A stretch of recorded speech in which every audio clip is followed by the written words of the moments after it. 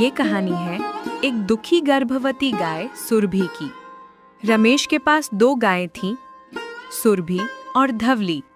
धवली रोज दूध दे रही थी और सुरभि गर्भवती थी। रमेश हर रोज धवली का दूध निकालकर बाजार में बेचकर कमाई करता था। वो धवली गाय पर हमेशा मेहरबान रहता था, मगर सुरभि गर्भवती के कारण दूध नहीं दे पाती थी, इसीलिए रमेश उसकी तरफ ध्यान ही नहीं देता था। रमेश लालची और निर्दय इंसान था।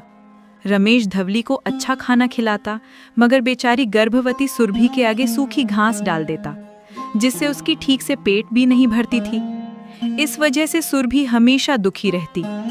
धवली बहन, देखो तो ये रमेश कितना लालची है। मैं इसे दूध नहीं देती तो मुझे सूखी घास खाने को देता है, और तू इसे दूध देती है इसीलिए ये तुझे अच्छा खाना देता है। ये तो गलत है ना बहन? सुरभि बहन, तुम दुखी मत हो। जब तुम्हें बच्चा पैदा होगा और तुम इसे दूध देने लगोगी, ये तुम्हें भी अच्छा खाने को देगा और अच्छा से मानने भी लगेगा। तब तक पता नहीं बहन, मैं मरूंगी या बचूंगी। इस तरह भूखी प्यासी रहकर कब तक जिंदा रह पाऊंगी बहन? ऊपर से गर्भवती भी हूँ। ये कहकर बेचारी सुरभि की आंखों से आंसू भर आते हैं। धवली से सुरभि का रोना देखा नहीं जाता, तो वो सुरभि को समझाते हुए कहती है, सुरभि बहन, रो मत मेरी बहन, तुझे कुछ नहीं होगा। सुन, ये रमेश लालची और निर्दयी है, तो क्या हुआ? इसकी घरवाली मीरा तो दयालु है ना। देखना, वो तुम्हारे बारे में जरूर कुछ सोचेगी। रमेश जितना लालची और कठोर आदमी था, उसकी पत्नी मीरा उतनी ही दयालु और कोमल हृदय वाली थी। एक दिन वो रमेश को सुरभि के आगे सूखी घास डालते देख लेती है, तो उसे बहुत बुरा लगता है। वो रमेश से कहती है, अरे आप ये क्या कर रहे हो? सूखी हुई घास क्यों दे रहे हो? आप भी कितने लालची और कठोर हो। इस धवली को तो पौष्टिक आहार खाने को देते हो, और इस बेचारी गर्भवती सुरभि को बस सूखा चारा, और वो भी पेट भर के नहीं। पाप लगेगा, पाप। अरे मैं क्या कोई धन्ना सेठ हूँ जो इस गर्भवती गाय को मुफ्त में अच्छा खाना खाने को दूं? अरे ये कौन सा भी दूध देती है? धवली तो बहुत सारा दूध देती है, इसीलिए उसे पौष्टिक आहार खिलाना जरूरी है, समझी तुम? आप इस गाय के साथ ऐसा क्यों कर रहे हो? जैसे धवली हमारी गाय है, वैसे ये भी बच्चे को जन्म देने के बाद ये भी दूध देगी। ये भी गर्भवती है। इसका और इसकी कोख में पल रहे बच्चे की सेहत का ख्याल रखना भी तो जरूरी है। सिर्फ दूध निकालने से नहीं होता है ना। कोई जरूरी नहीं है मीरा। सूखी घास खाने से ये और इसका बच्चा मर नहीं जाएंगे। धवली के दूध से होने वाली आमदनी मैं इसके खाने पर नहीं लौटा सकता। ये कहकर रमेश वहाँ से चला जाता है, और मीरा सुरभि की तरफ देखती है तो उसकी आंखों से आंसू टपक रहे होते हैं। मीरा को सुरभि पर बहुत प्यार और दया है, और वो स्नेह से सुरभि का माथा सहलाते हुए कहती है, रो मत सुरभि, मैं जानती हूँ कि तू गर्भवती है, और इस हालत में तेरी और तेरे बच्चे की सेहत का ख्याल रखना जरूरी है। मैं तेरी रस्सी खोल देती हूँ। जा, तू धवली के साथ थोड़ा हरा घास खा ले। जब तक मैं हूँ तब तक तुझे फिक्र करने की कोई जरूरत नहीं है। ये कहकर मीरा सुरभि की रस्सी खोल देती है, और सुरभि धवली के साथ घास खाने लगती है। ये देख धवली बहुत खुश होती है और कहती है, सुरभि बहन, तू पेट भरकर खाना खा ले, तेरा बच्चा भूखा होगा। नहीं नहीं बहन, मैं पेट भरकर खा लूंगी, तो तू क्या खाएगी? मैं तो बस इतना ही खाऊंगी कि मेरे पेट में पल रहे बच्चे को थोड़ा पोषण मिल जाए। अब रमेश जैसे ही धवली को चारा डालता, मीरा चुपके से सुरभि की रस्सी खोल देती, और सुरभि धवली के साथ थोड़ा पौष्टिक खाना खा लेती।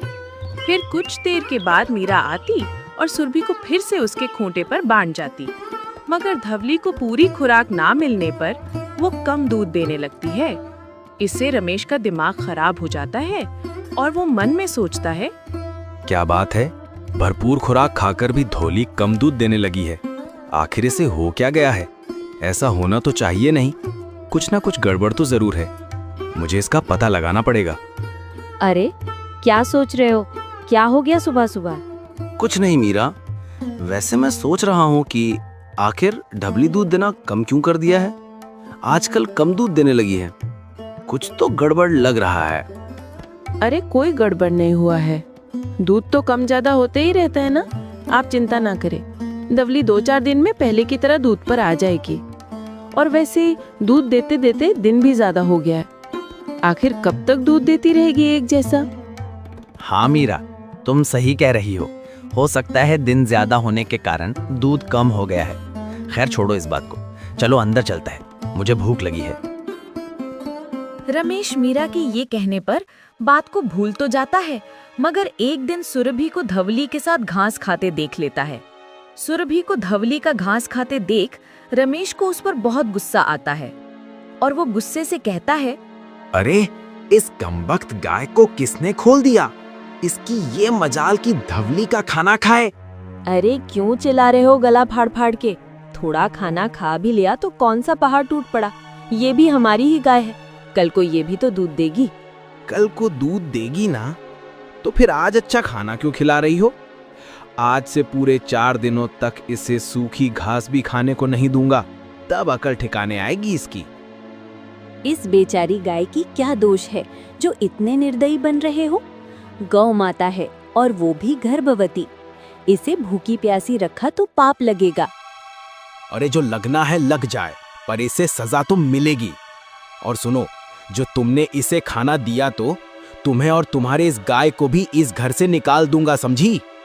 इतना कहकर रमेश सुरभि को उसके खूंटे पर मजबूती रस्सी से बांध देता है।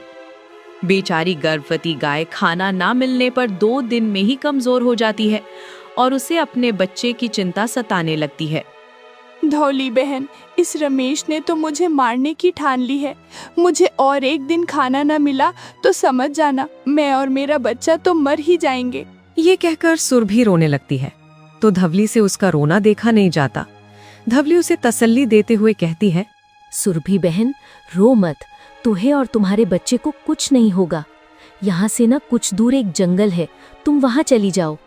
पर इस रस्सी से छुटकारा मिले तभी तो जा सकूंगी। मैं तो इतनी कमजोर हो गई हूँ कि रस्सी भी नहीं तोड़ सकती। पर मुझ में बड़ी ताकत है, लाओ तुम्हारी रस्सी में तोड़ देती हूँ। ये कहकर धवली अपने मजबूत सींग से खूंटे पर बंधी रस्सी को तोड़कर सुरभि को आजाद कर देती है और कमजोर सुरभि किसी तरह उठकर खड़ी हो जाती है। अच्छा धवली बहन, मैं चलती हूँ। अपना और अपने बच्चे का ख्याल रखना। जिंदा रही तो कभी जरूर मिलूंगी। अरे बहन, ऐसा क्यों बोल रही हो? कुछ नहीं होगा तुम्हें, तुम बिंदास होकर जाओ और भर पेट खाना खाओ। ये कहकर सुरभि घर से निकल लेती है और धीरे धीरे चलते हुए जंगल में आ जाती है। जंगल पहुंचकर सुरभि खुश हो जाती है और कहती है, अरे यहाँ तो पानी का तालाब भी है और आसपास हरी हरी घास भी खड़ी है। पहले तो मैं पेट भरकर हरी घास खाऊंगी और फिर पानी पीऊंगी। ये कहकर सुरभि पेट भर के घास खाती है और फिर तालाब में पानी पीकर वहीं एक पेड़ के नीचे अपना आश्रय बना लेती है। कुछ देर के बाद सुरभि के पास एक हिरन आ जाता है। बहन, यहाँ जंगल खतरनाक है, रात को लकड़बग्घे घूमते हैं। तुम मेरे साथ मेरी गुफा में चलो, वहाँ तुम सुरक्षित रहेगी। सुरभि हिरण के साथ चली जाती है और रात भर उसकी गुफा में सोती है। सुबह हिरण उसे जंगल के एक गुप्त घास के मैदान में ले जाती है, जहाँ मीठी मीठी घास उगती है। सुरभि वहाँ भर पेट घास खाती है। इधर सुरभि के जाते ही रमेश अचानक बीमार पड़ जाता है। उसकी हालत बिगड़ती जाती है। वैद्य जी उसकी बीमारी को गंभीर बताते हुए कहते हैं, रमेश बेटा, तेरी बीमारी बड़ी गंभीर है। मैं कुछ दवाई देता हूँ, तुम इसे टाइम टाइम पर खाते रहना, जल्दी ठीक हो जाओगे। इस दवाई से मैं ठीक तो हो जाऊंगा ना वैद्य जी? हाँ बेटा, ठीक हो जाएगा, आगे ऊपर वाले की हाथ में है। ये कुछ गोलियां हैं, शाम को 2-2 गोलियां गाय के दूध के साथ खा लेना, पर खाना गाय के दूध के साथ ही, वरना बिल्कुल ना खाना। कुछ देर बाद मीरा गाय का दूध लेकर आती है। अब रमेश जैसे ही दूध पीने की कोशिश करता है, अचानक से दूध का गिलास नीचे गिर जाता है। अरे ये क्या मीरा, दूध तो नीचे गिर गया, दूसरा दूध लेकर आओ। अरे कैसे गिर गया? दूध का गिरना अपशगुन होता है। रुको, मैं और दूध लेकर आती हूँ। ये कहकर मीरा दोबारा दूध लेकर आती है, मगर रमेश के हाथ में आते ही वो गिर जाता है। मीरा जितनी बार दूध लाती है, उतनी ही बार दूध गिरता। ये देख रमेश और मीरा परेशान हो उठता है और हैरानी से बोलता है, आखिर ये हो क्या रहा है मीरा? दूध इस तरह दूध गिरना अच्छा नहीं है। कुछ तो बात है मीरा। ये तो भगवान ही जाने क्या हो रहा है। हो सकता है हमारा दूध खराब हो। आप धीरज रखिए, मैं पड़ोस से दूध लेकर आती हूँ। मीरा पड़ोस से दूध लेकर आती है तो रमेश का हाथ लगते ही वो फिर से गिर जाता है। फिर तो मीरा जिस भी गाय का दूध लाती है हर बार ऐसा ही होता। अब रमेश दवाई ही खा नहीं पाता और उसकी तबीयत और बिगड़ने लगती है। लगता है अब मैं नहीं बच पाऊंगा। पता नहीं भगवान मुझे किस पाप की सजा दे रहा है। और सताओ गौ माता को। मैं आपको बार बार बोलती थी कि इतना ना सताओ गाय को, लेकिन आप सुनते ही नहीं थे। आप मानो या ना मानो, ये सुरभि पर जुल्म ढाने की ही सजा मिल रही है आपको। बेचारी पता नहीं जिंदा भी है या मर गई। मीरा, पैसे के लालच में आकर मैं बहुत बड़ा पाप कर बैठा। मुझे गौ माता को सताना नहीं चाहिए था। लगता है उसी की श्राप लगा है मुझे। ये कहकर रमेश फूट फूट कर रोने लगता है।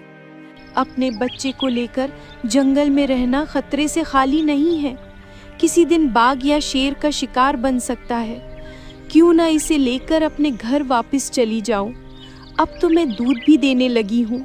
अब रमेश मेरी और मेरे बच्चे की अच्छे से देखभाल भी करेगा। हाँ, यही ठीक रहेगा। ये सोचकर सुरभि अपने बछड़े को लेकर घर की तरफ चल पड़ती है। रास्ते में उसका बच्चा थक जाता है तो सुरभि ने उसे अपनी पीठ कर बैठा देती है। गांव के बाहर एक किसान उन्हें देखता है और हैरान रह जाता है। सुरभि घर आकर सबसे पहले धवली से मिलती है। धवली उसे और उसके बच्चे को देखकर फूली नहीं समाती और मारे खुशी के उसकी आंखें छलक आती हैं। सुरभि बहन, तुम वापस आ गई? कैसी हो बहन? मुझे तो तुम्हारी बहुत याद आती थी। चलो अच्छा हुआ जो तुम वापस आ गई। मैं भी तुम्हें बहुत याद करती थी बहन। तुम्हारी वजह से आज मैं जिंदा हूँ। उस दिन तुम मुझे ना आज़ाद करती तो मैं भूख से मर जाती। वैसे धवेली बहन, मालिक और मलकीन नहीं दिख रहे हैं। घर में नहीं है क्या? अब क्या बताऊं सुरभि बहन, जब से तुम यहाँ से गई तब से मालिक बहुत बीमार हो गया। पता नहीं कौन सा बीमारी लग गया है। मालकिन भी बहुत परेशान रहती है। सुरभि और दुवाली बात कर ही रही होती है कि तभी रमेश आकर सीधे सुरभि के पैरों में गिर जाता है और कहता है, मुझे माफ कर दो गौ माता। मैंने तुम पर बहुत अत्याचार किए हैं। ये कहकर रमेश रोने लगता है। उसे रोते देख सुरभि की भी आंखें भर आती हैं। सुरभि उसे माफ कर देती है। ये सब देख मीरा बहुत खुश होती है। फिर अचानक सुरभि के थनों से दूध टपकते देखती है तो मीरा तुरंत दूध निकालती है। मीरा बीमार रमेश को सुरभि का दूध देती है तो दूध गिरता नहीं। दूध पीते ही रमेश की सारी परेशानी दूर हो जाती है। वो बिल्कुल स्वस्थ हो जाता है। अब रमेश धवली, सुरभि और उसके बच्चे को मन से सेवा करने लगता है। रोज सुबह वो खुद हरी घास लाता, दूध निकालता और बाजार में बेच आता। इसी तरह सब खुशी खुशी रहने लगता है।